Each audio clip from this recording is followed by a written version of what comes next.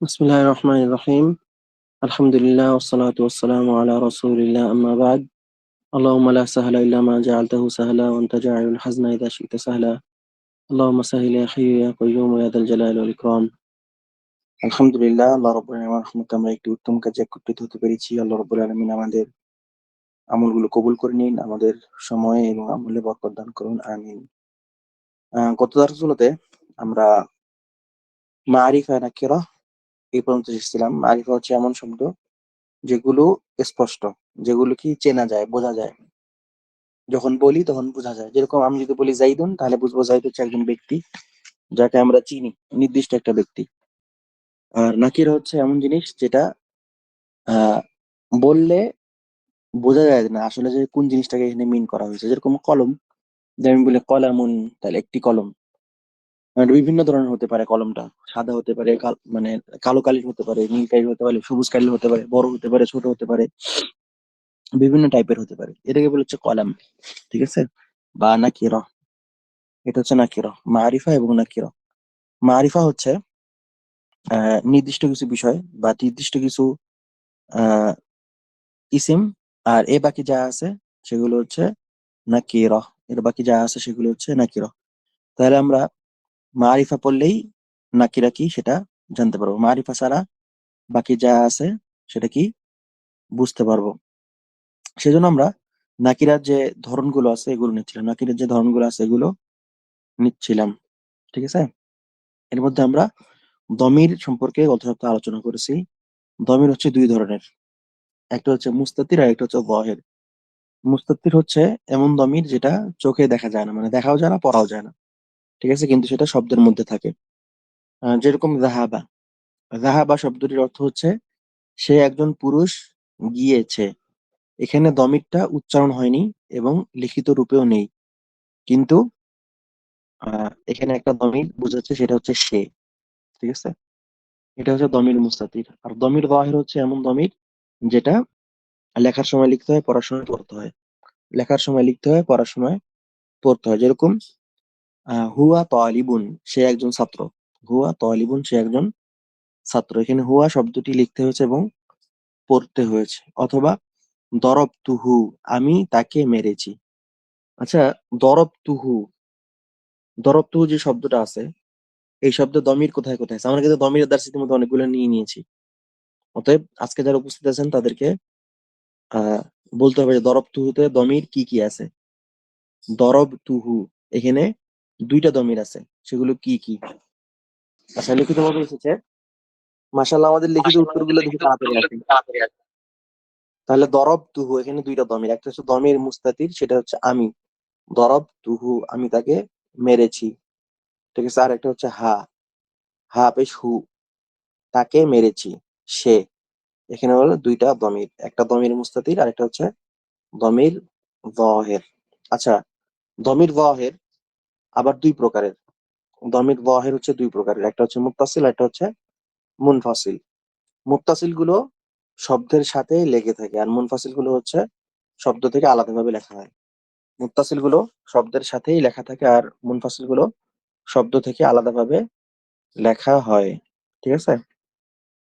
তার মধ্যে আমরা মুনফাসিল গুলো নিয়েছিলাম, এই যে হুয়া হুমা হুম, হিয়া হুমা হুন্না, আনতা আনতুমা আনতুম, আনতে আনতুমা আনতুন্না, আনা নাহনু। আর আরেকটা হচ্ছে দমির মুনফাসিল, যেটা আলাদাভাবে আসে, দুই ধরনের। ইয়াহু ইয়াহুমা ইয়াহুম, ইয়াহা ইয়াহুমা ইয়াহুন্না, ইয়াকা ইয়াকুমা ইয়াকুম, ইয়াকি ইয়াকুমা ইয়াকুন্না, ইয়ায়া ইয়ানা। ঠিক আছে? একটা হচ্ছে শুধু সে বোঝায়, আর হচ্ছে একমাত্র তার জন্য, এইভাবে বোঝায়। এরপর আমরা আসি দমির মুত্তাসিল। ঠিক আছে? যদি আমরা দার্সে নিচে, দার্সে হচ্ছে অনেকটা মুরাজাআর মতো। দমির মুত্তাসিল আহ কি হু হুমা হুম, হা হুমা হুন্না, কা কুমা কুম, কি কুমা কুন্না, ইয়া, তারপর হচ্ছে না। আচ্ছা, আমি তাকে সাহায্য করেছি। কে বলতে পারবেন? হাত তুলেন। নাসরতু মানে আমি সাহায্য করছি, নাসরতুহু। আচ্ছা, ঠিক আছে, মাশাআল্লাহ। আচ্ছা, এই কলমটা তার, এই কলমটা তার, এটা কে বলতে পারবেন? হাদাল কলামু লাহু, হাদাল কলামু লাহু, মাশাআল্লাহ। ঠিক আছে, হাদাল কলামু লাহু। এরপরে আমরা আসি দমিরের সাথে, ফেয়ালের সাথে যে দমিরগুলো আসে, ফেয়ালের সাথে যেই দমিরগুলো আসে, ফেয়ালের সাথে লিখিত রূপে যে দমিরগুলো আসে, ঠিক আছে? যেরকম যাহাবা, যাহাবা, যাহাবু, তারপর হচ্ছে যাহাবাতা, এগুলো। এখানে কয় ধরনের দমির লেখা আছে? 5 ধরনের, ঠিক আছে? যেগুলো ফেয়ালের সাথে লিখিত রূপে আসে, ফেয়ালের সাথে লিখিত রূপে আসে। যদিও সেটা ফেয়ালের সাথে যুক্ত, কিন্তু ওটাকে আলাদা দমির হিসেবে বা আলাদা শব্দ হিসেবে ধরতে হয়, আলাদা শব্দ হিসেবে ধরতে হয়। সেগুলো কি কি? আলিফুল ইসনাইন, আলিফুল ইসনাইন। আচ্ছা, আলিফুল ইসনাইনের নাম দেখে এটাকে কি মনে হইতেছে? জিনিসটা কি হইতে পারে? আচ্ছা, আলিফুল ইসনাইন এই জিনিসটা কি হইতে পারে? তাসনিয়ার আলিফ। ঠিক আছে, যে দ্বিবচনের আলিফ। দ্বিবচন বোঝায় এমন আলিফ, দ্বিবচন বোঝায় এমন আলিফ।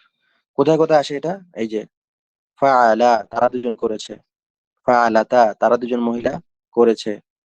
ইয়াফআলানি, তারা দুজন পুরুষ করবে। তাফআলানি, তোমরা দুজন পুরুষ করবে অথবা তারা দুজন মহিলা করবে। ইফআলা, তোমরা দুজন পুরুষ করো, তোমরা দুজন পুরুষ করো অথবা তোমরা দুজন মহিলা করো। তাহলে আলিফুল ইসনাইন এই দমিরটা কোথায় কোথায় আসে? এমন সব ফেলের সাথে আসে বা এমন সব ফেলের সাথে যুক্ত হয় যেটাতে দুইজন বোঝাইতে হয়, যেটাতে দুইজন বোঝাতে হয়, যেটাকে দুইজন বোঝাতে হয়। তাসনিয়ার নুন তো আলাদা কোনো কালিমা না, আলাদা কোনো শব্দ না, সেজন্য সেটা আলাদা কোনো নাম থাকার প্রয়োজনীয়তা নেই। তাসনিয়ার যে নুনটা বা মুসান্নার যে নুন, এটা তো আলাদা কোনো শব্দ না। ধমির তো একটা আলাদা শব্দ, তার একটা আলাদা ভূমিকা আছে, তার একটা আলাদা এরব আছে।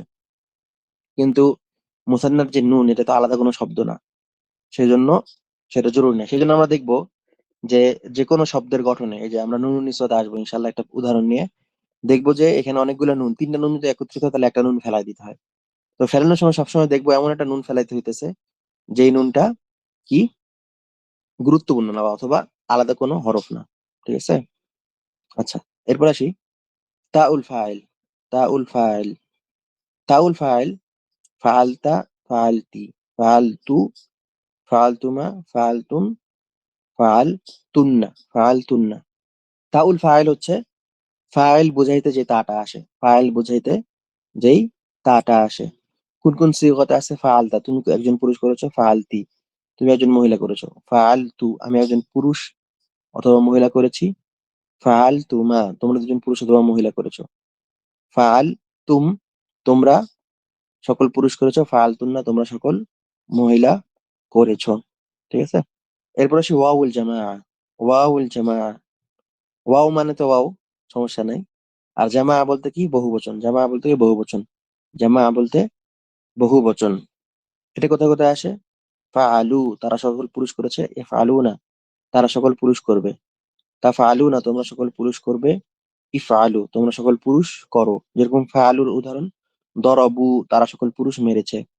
ইয়াদরিবুনা, তারা সকল পুরুষ মারবে।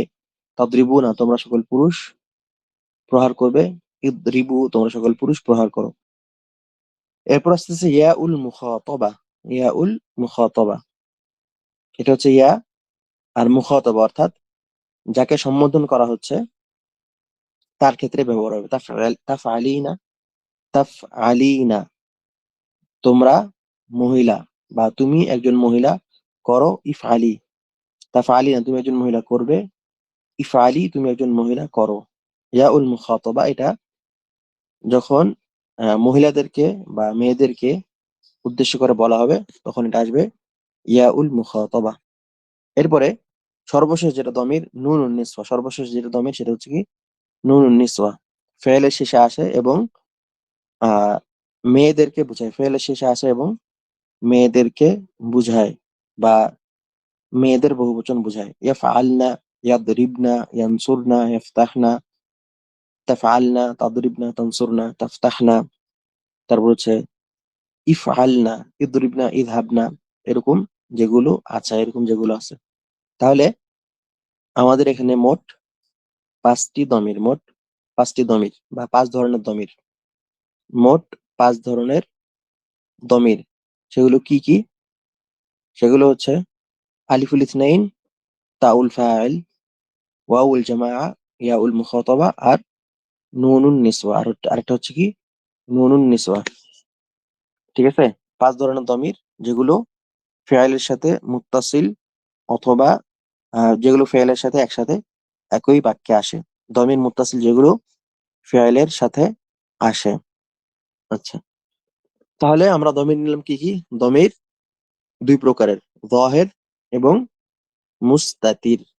মুস্তাতির অথবা যাহির। মুস্তাতির হচ্ছে যেগুলো লিখিত বা উচ্চারিত রূপ নেই। যাহির হচ্ছে যেগুলো লিখিত বা উচ্চারিত রূপ আছে। এরপর দমির যেগুলো যাহির সেগুলো হচ্ছে 2 ধরনের, একটা হচ্ছে মুত্তাসিল, একটা হচ্ছে মুনফাসিল। মুত্তাসিল গুলো যেগুলো শব্দের সাথে একই সাথে লিখিত হয়, আর মুনফাসিল হচ্ছে যেগুলো শব্দ থেকে আলাদাভাবে লিখিত হয়। শব্দ থেকে আলাদাভাবে লিখিত হয়। আলাদাভাবে যেগুলো লিখিত হয় হুয়া হুমা হুম, ইয়াহু ইয়াহুমা ইয়াহুম। আর শব্দের সাথে একই সাথে যেগুলো লিখিত হয় যেরকম হু হুমা হুম, অথবা আমাদের যেই দমির গুলো ফেয়েলের সাথে আসতেছে এগুলো। ঠিক আছে? তাহলে আমরা দমিরের দার্স এখানে শেষ করে এর পরের দার্সটাতে যাই। তাহলে মারিফার প্রথম অংশ হচ্ছে দমির। মারিফার প্রথম হচ্ছে দমির। প্রথমে হচ্ছে দমির। এরপরে কি আসমাউল ইশারা। আসমাউল ইশারা। আসমাউল ইশারা। আসমা হচ্ছে ইসমের বহুবচন। আসমা হচ্ছে ইসমের বহুবচন। আর ইশারা মানে হচ্ছে ইঙ্গিত করা। ইশারা মানে হচ্ছে ইঙ্গিত করা। ইশারা মানে কি? ইঙ্গিত করা। তাহলে আসমাউল ইশারা কি হলো? এমন সব ইসিম যা দিয়ে কোনো দিকে ইঙ্গিত করে কথা বলা হয়, যা দিয়ে কোনো দিকে ইঙ্গিত করে কথা বলা হয়। যেরকম হাদা মসজিদুন, এটা মসজিদ। যালিকা বাইতুন, ওটা একটি বাড়ি, ওটা একটি বাড়ি। ঠিক আছে? এরকম যে ইসিম গুলো আছে এগুলো কি কি? হাদা মানে একটি, এক বচন। আচ্ছা, এখানে কয়টা জিনিস খেয়াল করতে হবে। একটা হচ্ছে অর্থটা কি, বচন কি, লিঙ্গ কি, দূরত্ব কি। ঠিক আছে? যদি দূরে হয় তাহলে এক ধরনের, আর যদি কাছে হয় তাহলে এক ধরনের। এক বচন হলে এক ধরনের, বহু বচন হলে আবার আরেক ধরনের। ঠিক আছে?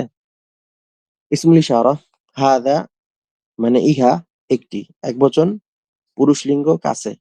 যেরকম হাদা ওয়ালাদুন, এটা একটা ছেলে।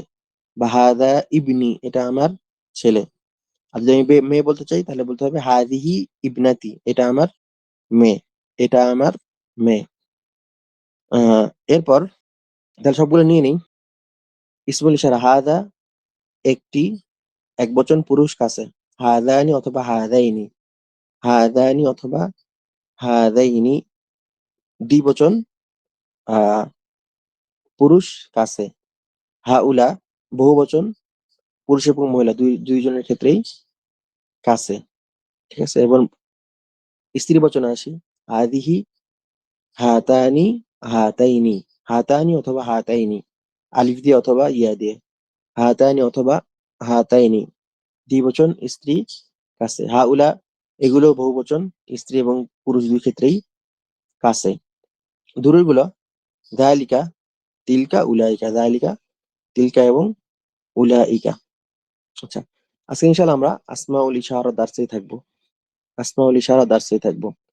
তাহলে আসমাউল ইশারা কি কি? আসমাউল ইশারার ক্ষেত্রে আমাদের খেয়াল রাখতে হবে অর্থ, বচন এবং দূরত্ব। অর্থ, বচন এবং দূরত্ব। অর্থ, বচন এবং দূরত্ব। যেরকম কোরআন আসছে হাদানি খসমান ইখতাসামু ফি রাব্বিহিম। হাদানি খসমান ইখতাসামু ফি রাব্বিহিম। আল্লাহ রাব্বুল আলামিন সাহাবাদের জামাত এবং কাফেরদের জামাত, এই দুইটা জামাতকে উল্লেখ করে বলেছেন হাদানি খসমান, যেটা হচ্ছে দুইজন বা দুই জামাত বা দুইজন। ঠিক আছে? দুইটি জামাত যারা একজন আরেকজনের বিপক্ষে দাঁড়িয়েছেন। তারপর সূরা বাকারা আছে উলাইকা আলা হুদাম মির রাব্বিহিম যালিকাল কিতাবু লা রাইবা ফিহ। কোরআন আরো আছে তিলকা আয়াতুল্লাহ। ঠিক আছে?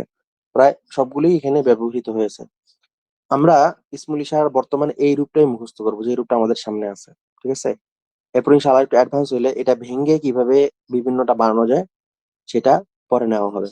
ঠিক আছে? আপাতত আমরা এভাবেই মুখস্থ করে নেবো যে হাদা, হাদানি, হাদাইনি, হাউলাই, হাদিহি, হাতানি, হাতাইনি, হাউলা, যালিকা, তিলকা, উলাইকা।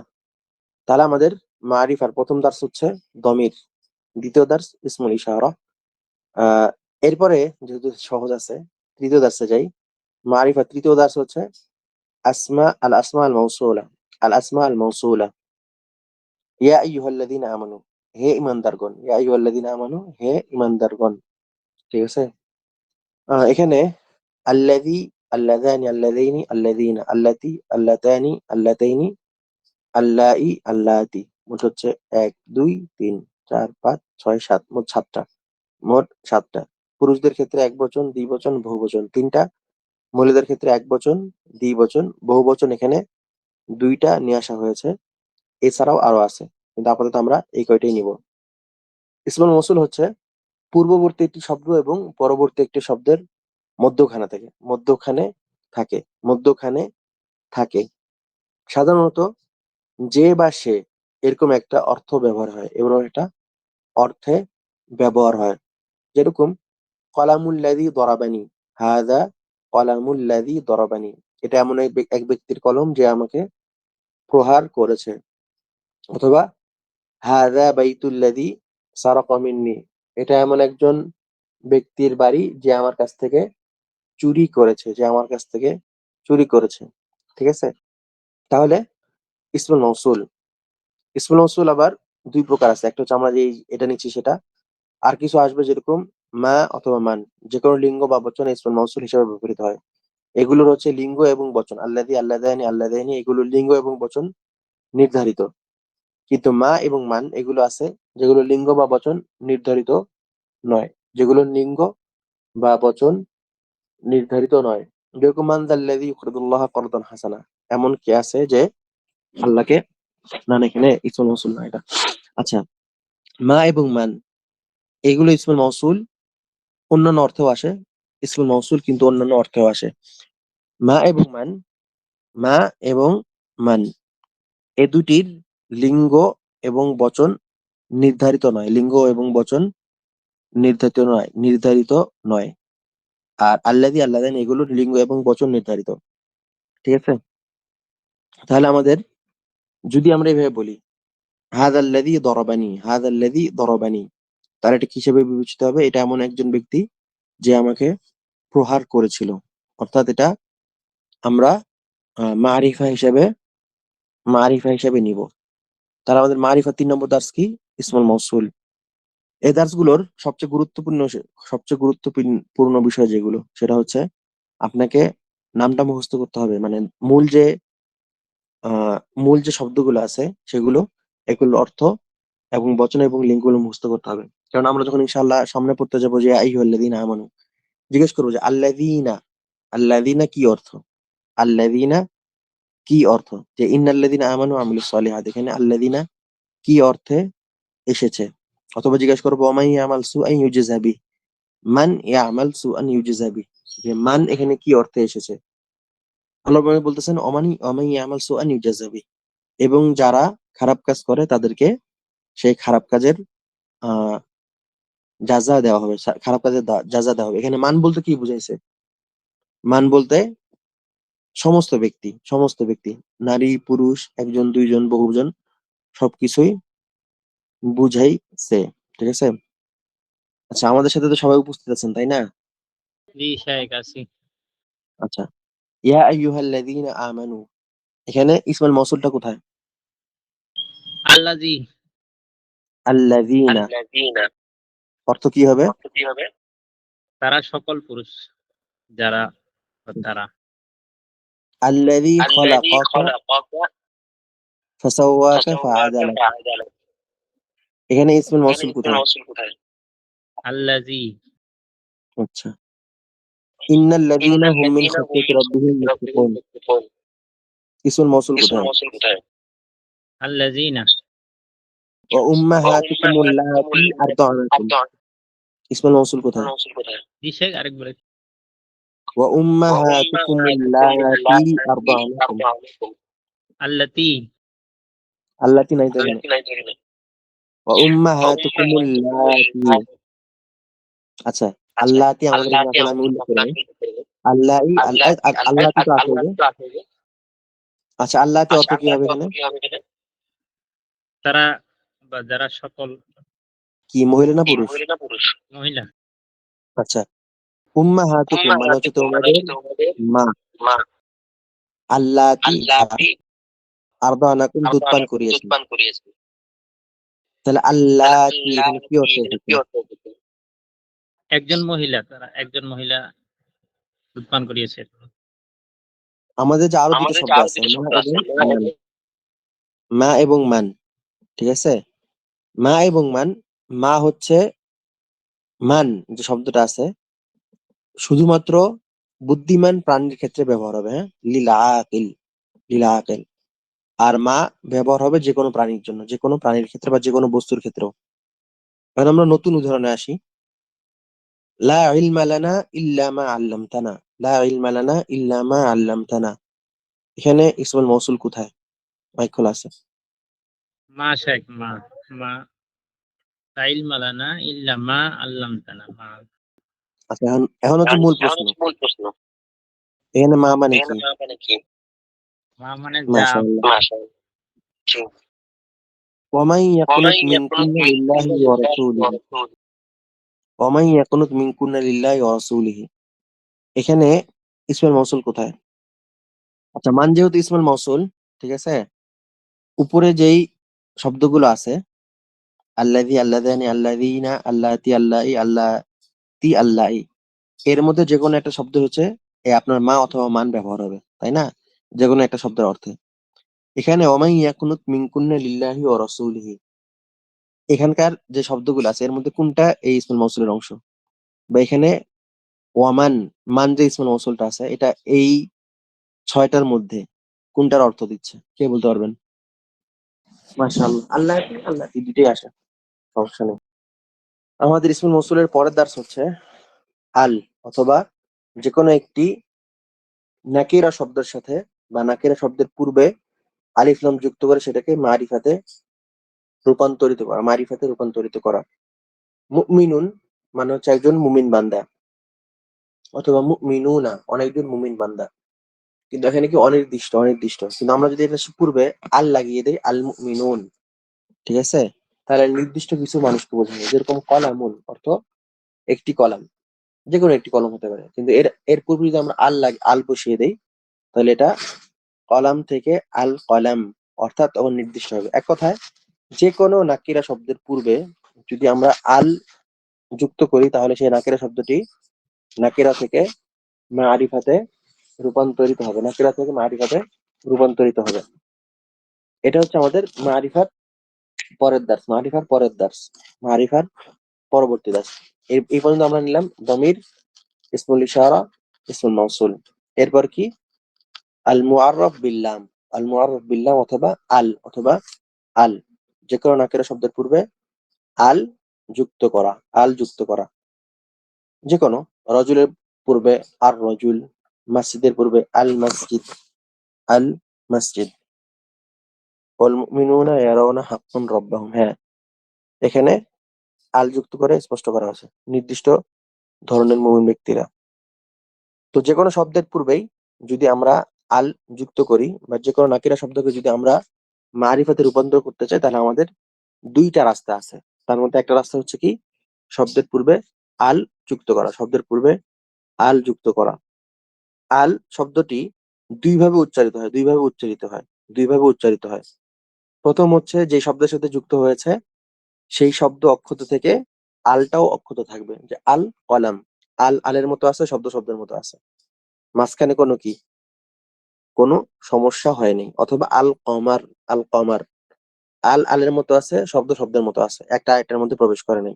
এটা হচ্ছে এক ধরনের আল, যেটাকে বলে হচ্ছে কমারিয়া নাম, এটার কমারিয়া। যেটার সাথে কি আল আসলেও আলের মতো উচ্চারণ হবে, শব্দটা শব্দের মতো থাকবে। নির্দিষ্ট কিছু শব্দ বা নির্দিষ্ট কিছু হরফ যদি শব্দের প্রথমে থাকে, তাহলে এরকম হয়। যেরকম আলিফ, বা, জিম, হা, খ, আইন, গইন, ফা, কফ, কাফ, মিম, ওয়াও, হা, হামজা, ইয়া। এই অক্ষরগুলো যদি শব্দের শুরুতে থাকে, তাহলে সেই শব্দটি পূর্বে আল আসলেও শব্দটি কি অক্ষত থাকবে, এবং আলটা সম্পূর্ণ অক্ষত হিসেবে উচ্চারিত হবে। আল কমারিয়া এমন আল যেটা বা এমন কিছু হরফ যেটা শব্দের শুরুতে থাকলে আল নিজের মতো উচ্চারিত হবে। আর এটা হচ্ছে আল শামসিয়া।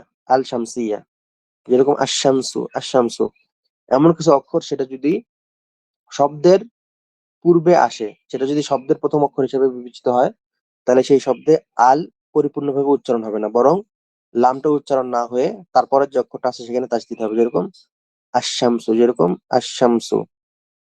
অক্ষরগুলো কি কি? তা, সা, দাল, জাল, র, জা, সিন, শিন, সদ, দদ, ত, র, লাম, নুন। এই শব্দগুলো বা এমন কোন শব্দের পূর্বে যদি আল প্রবেশ করে, যে শব্দের প্রথম অক্ষর হচ্ছে এই অক্ষরগুলো, তাহলে সেখানে আল উচ্চারণ না হয়ে এই অক্ষরগুলো উচ্চারণ হবে। এই অক্ষরগুলো উচ্চারণ হবে। যেরকম আশামস, যেরকম কি আশামস। আত্তামর, তামরুন অর্থাৎ একটি খেজুর। তার পরিবর্তে যখন আমরা এখানে আল প্রবেশ করবো আত্তামরু, তখন কি হবে? আল উচ্চারণ না হয়ে সরাসরি তাটা উচ্চারণ হয়েছে, লামটা উচ্চারণ হয়নি। অথবা সামারতুন মানে ফল, সামারতুন মানে ফল। আস-সামারাহ, এখানে আল উচ্চারণ না হয় সাটা উচ্চারণ হয়েছে। দ্বিকুন, দ্বিকুন মানে হচ্ছে মোরগ। আদ-দিকু, এখানে আল উচ্চারণ না হয়ে দালটা উচ্চারণ হয়েছে। একইভাবে দাল, যাইলুন, যাইলুন মানে কি লেজ। আদ-যাইলু, এখানে আল উচ্চারণ না হয়ে কি এই জালটি সরাসরি উচ্চারণ হয়েছে। মোট কথা, যে কোনোখানে যদি অক্ষরগুলো থাকে, শামসিয়ার যদি অক্ষরগুলো থাকে, তাহলে আল উচ্চারণ না হয়ে সরাসরি অক্ষরটা তাসদীদের সাথে উচ্চারণ হবে। আলের ক্ষেত্রে কিছু কয়দা যেটা জেনে নিতে হবে। যদি লামজের লি মানে কি যার জন্য, লি মানে কি জন্য, লি মানে কি জন্য, যদি এই লিটা আলের পূর্বে আসে তাহলে হামজা লেখা যাবে না। তাহলে যে এই যে আলের উপরে যে আলিফটা আছে, এই আলিফটাকে হামজা বলে, ঠিক আছে? বা এই যে পূর্বের যে আলটা আছে, এই হামজাটা লেখা যাবে না, তখন শুধুমাত্র লামটা লেখা হবে। আলের সাথে যুক্ত শব্দের প্রথম অক্ষর যদি লাম হয় তাহলে দুইটা লাম লিখতে হবে। যেরকম আল্লাহমু, আল্লাহমু, হ্যাঁ লাম কয়টা? দুইটা লাম আছে, তাই না? একটা হচ্ছে আলের লাম, আর একটা হচ্ছে কিসের লাম? একটা আলের লাম আর একটা হচ্ছে শব্দের লাম। একটা আলের লাম, একটা শব্দের লাম, এখানে দুইটা লাম। কিন্তু যদি এরকম শব্দের পূর্বে এই লামটা আসে, তাহলে কয়টা লাম লিখবে? হিসাব মতো তিনটা লাম লেখা দরকার না? একটা হচ্ছে লামজের লি, একটা হচ্ছে আলের লাম, আর একটা হচ্ছে শব্দের লাম। কিন্তু তিনটা লাম না লিখে এখানে শুধুমাত্র দুইটা লাম লিখবে, দুইটা লাম লিখবে। কারণ কি? কারণ হচ্ছে আরবিতে তিনটা মুতামাসিলাত একসাথে হয় না, যে তিনটা একই ধরনের অক্ষর পরপর আরবিতে আসে না, আরবিতে আসে না। এই জন্য যদি এরকম তিনটা লাম একত্রিত হয়, তাহলে একটা লাম ফেলে দিতে হবে, একটা লাম বাদ দিতে হবে, ঠিক আছে? একটা আরেকটার ভিতরে প্রবেশ করবে আর কি। লিল্লাহমি। আলের বিষয়ে আরেকটি গুরুত্বপূর্ণ কয়দা হচ্ছে, যেই শব্দে আল থাকবে সেই শব্দে তানবিন থাকবে না, যেই শব্দে আল থাকবে সেই শব্দে তানবিন থাকবে না। যেরকম লাহমুন, আল্লাহমু। কিন্তু এটাও কখনোই সম্ভব হবে না যে আল্লাহমুন, আল্লাহমুন, এটা কখনোই সম্ভব হবে না। যদি কোনো কারণে প্রথমে আল আর শেষে নুন থাকে, তাহলে বুঝতে হবে নুন এটা একটা হরফ, এটা কোনো তানবিনের অংশ না। আমরা ইনশাল্লাহ সামনের দার্সে আলী দোয়াফা থেকে নিব, সামনের দার্সে আলী দোয়াফা থেকে নিব। আজকে যে দার্সগুলো নিলাম এটা সংক্ষেপে দেখে নেই। মারিফা এবং নাকিরা। মারিফা হচ্ছে নির্দিষ্ট শব্দ, আর নাকিরা হচ্ছে এমন শব্দ যেটার অর্থ নির্দিষ্ট নয়, বা যেটা আহ নির্দিষ্ট করে বোঝা যায় না যে কোন জিনিসটা বলা হচ্ছে। মারিফার প্রকারগুলো হচ্ছে হাতে গোনা, সেজন্য আমরা মারিফা নিলে এর বাইরে যা আছে সবগুলো হচ্ছে নাকিরা হিসেবে গণ্য হবে, নাকিরা হিসেবে গণ্য হবে। মারিফা গুলো কি কি? আমরা নিয়েছি দমির, ইসমুল ইশারা, ইসমুল মাউসুল। দমির, ইসমুল ইশারা, ইসমুল মাউসুল, এবং আজকে নিলাম আল। এছাড়াও আলাম, এটা ইনশাল্লাহ সামনে নেওয়া হবে অথবা নিয়ে নিয়েছি। তাহলে আজকের দার্স এখানেই। আল্লাহ রাব্বুল আলামিন সবাইকে কবুল করে নিন। সুবহানাল্লাহি ওয়া বিহামদিহি, আশহাদু আল্লা ইলাহা ইল্লাল্লাহু, আস্তাগফিরুকা ওয়া আতুবু ইলাইক। আসসালামু আলাইকুম ওয়া রাহমাতুল্লাহি ওয়া বারাকাতুহু।